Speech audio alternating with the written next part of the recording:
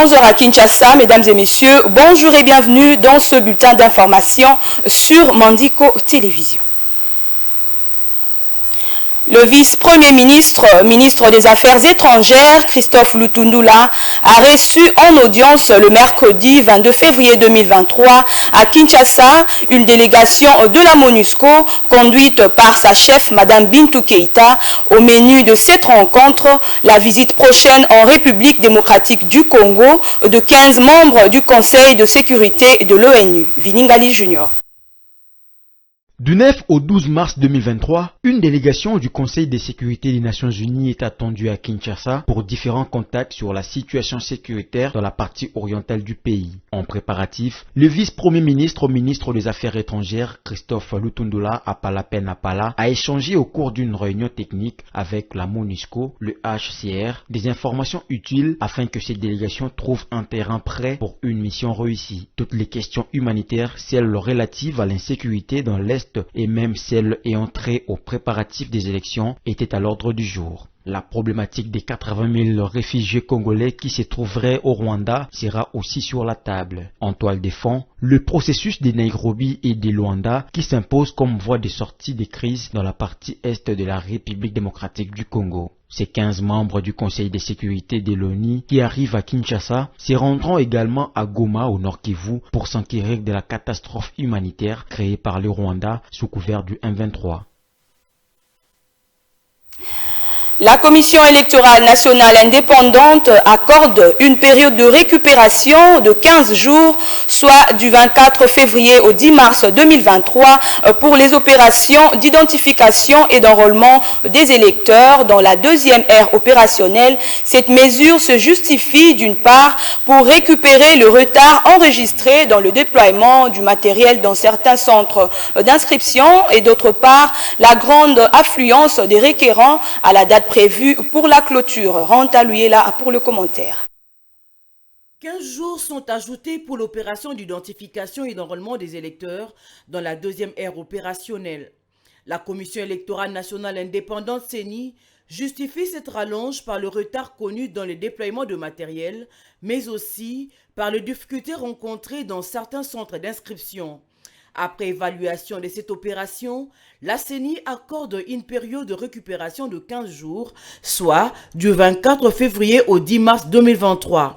Mais aussi le fait que certains centres d'inscription de cette ère opérationnelle connaissaient encore une grande affluence de requérants à la date prévue pour la clôture.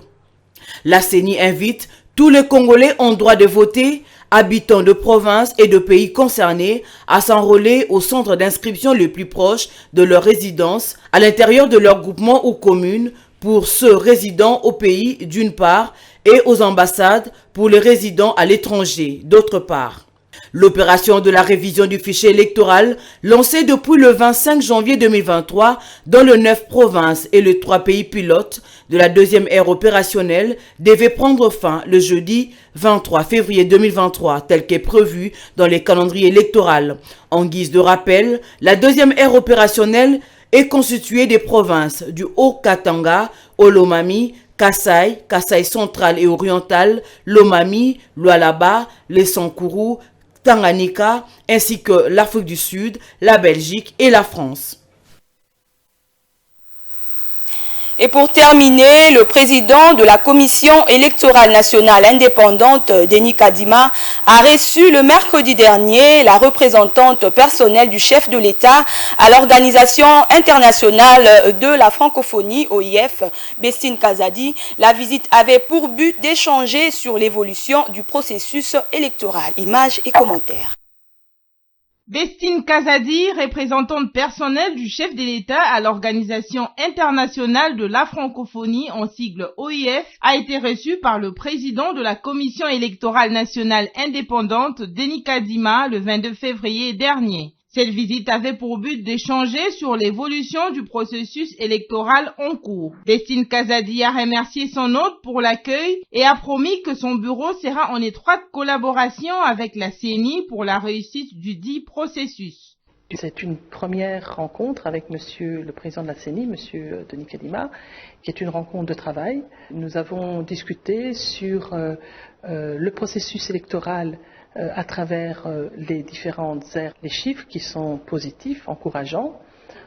Également recueillir un petit peu des informations sur le déroulé des différentes étapes eu égard au calendrier électoral. Elle a en outre reconnu les efforts déployés par le président de la centrale électorale par la détermination affichée pour faire participer les Congolais résidant à l'étranger. Nous sommes tout à fait ouverts à une collaboration entre la CENI et le bureau de la représentante personnelle du chef d'État pour aider justement à ce que, au niveau diplomatique, l'action du processus électoral de la République démocratique du Congo soit connue, soit bien explicitée et également puisse être transparent. Signalons que le processus d'enrôlement et d'identification des électeurs en vue des élections de décembre 2023 suit son cours et qu'elle a déjà été lancée sur les 3 aires opérationnelles.